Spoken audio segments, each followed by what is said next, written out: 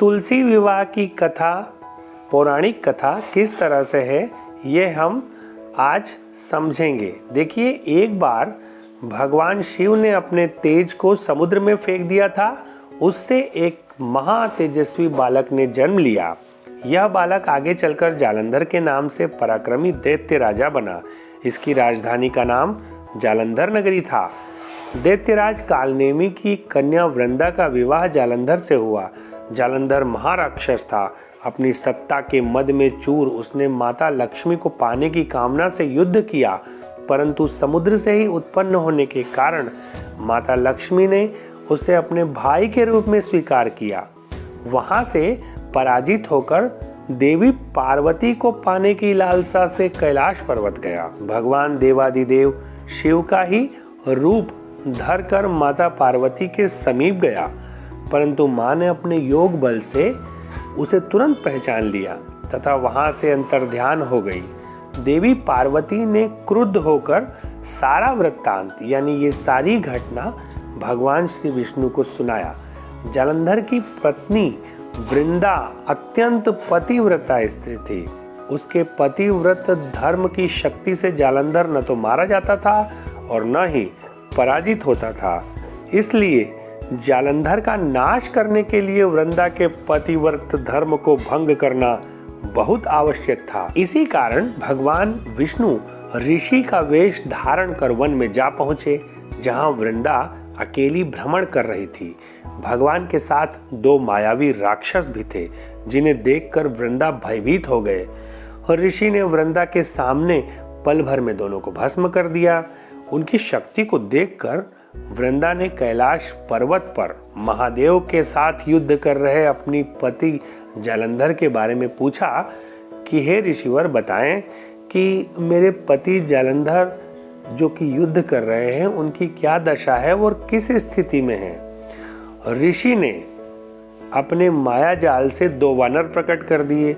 एक वानर के हाथ में जालंधर का सिर तथा दूसरे के हाथ में धड़। अब अपने पति की इस दशा को देखकर वृंदा बेहोश हो गई, मूर्छित हो गई और गिर पड़ी।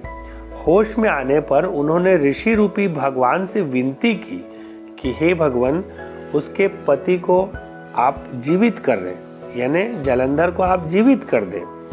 भगवान ने अपनी माया से पुनः जालंधर का सिर धड़ से जोड़ दिया, परंतु स्वयं भी उसी शरीर में प्रवेश कर गए। वृंदा को इस छल का तनिक भी एहसास नहीं हुआ। जालंधर बने भगवान के साथ वृंदा पतिव्रता का व्यवहार करने लगी, जिसके कारण उसका सतीत्व भंग हो गया। ऐसा होते ही वृंदा का पति जालंधर युद्ध में हार गया। इस सारी लीला का जब वृंदा को पता चला तो उसने क्रुद्ध होकर गुस्से में आकर भगवान विष्णु को श्राप दिया कि आप तुरंत पत्थर के बन जाएं।